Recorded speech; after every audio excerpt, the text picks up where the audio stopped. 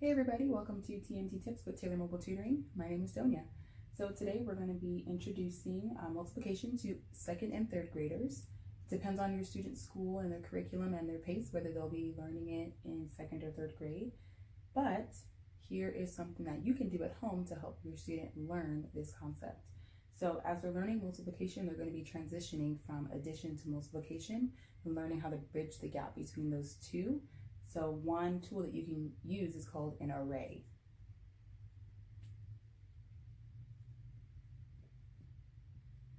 So an array is just a visual representation of multiplication so that the student gets a better idea of what we're asking of them and it's not so conceptual. So if we give the student this array,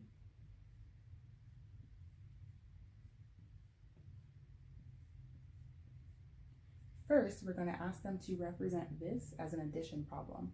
We're going to ask them, how could you show me, using addition, how to find how many circles I have all together? And they may say, well, I have 3 here, 3 here, and 3 here. Perfect, and I have to add those together, right? Right. So go ahead and write that down. We'd have 3 plus 3 plus 3. Awesome. And what's the total? So they can either add those on their fingers or they can count all of these circles and they would get 9.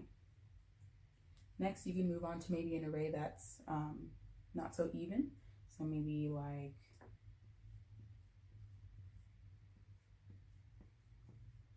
perfect.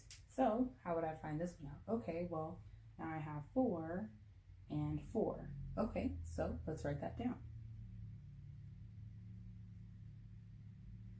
Perfect. Now how would I find my answer?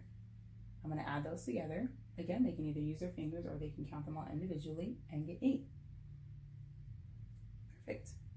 So after they've mastered this concept of reading an array and being able to represent it as an addition problem, we're going to ask them to move on to using the same arrays and representing them as multiplication. So if I were to use this array and ask them to represent it as multiplication, I would ask them, how many rows do I have? 1, 2, 3. Perfect. Now, how many pieces or how many units or how many circles do I have in each row? 3.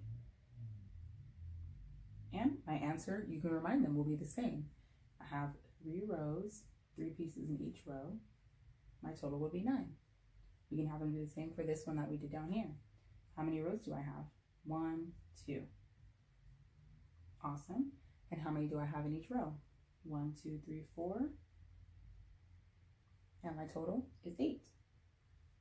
So we really want to make sure that we get the student to understand what multiplication is, not just memorize the answers. This is how many groups I have, how many pieces are in each group, and then my total. Again, how many groups I have, how many pieces are in each group, and my total. The better they understand what multiplication is, the easier it is for them to move on through multiplication and to understand what they're doing. So there we have it, how to do an array in order to introduce multiplication to your second or third grader. Thanks for joining us today. Please make sure you follow us on Instagram as well as subscribe to our YouTube channel. Thanks and have a good day.